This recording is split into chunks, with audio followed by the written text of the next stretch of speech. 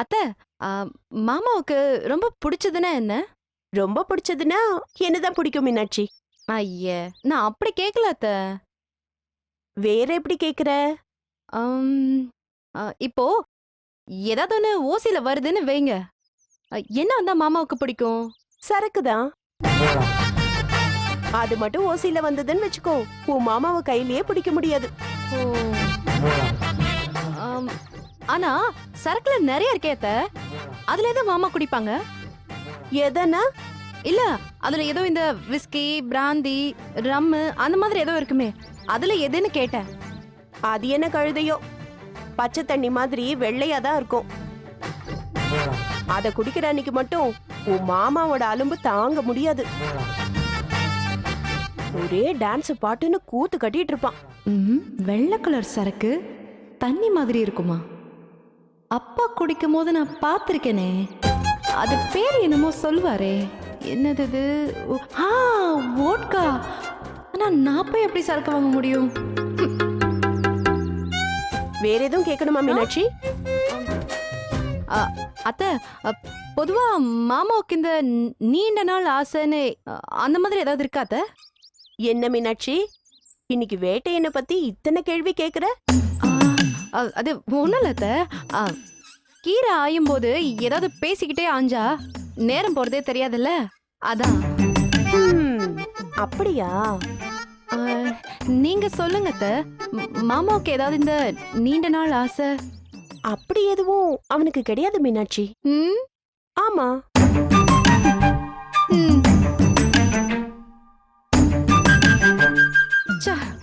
மாமாவுக்கு என்ன பிடிக்கும்னு ஒண்ணுமே தெரியலையே. கீரை ஆஞ்சது போதும் மீனாட்சி, இத கழுவி அடுப்புல வச்சுட்டு வந்துடுறேன்.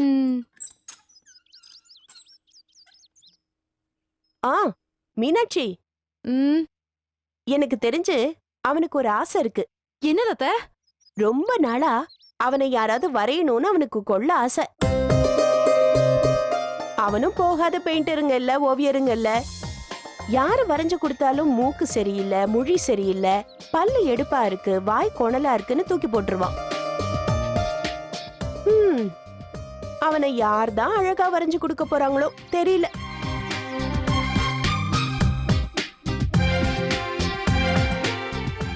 மீனாட்சி, எஸ்.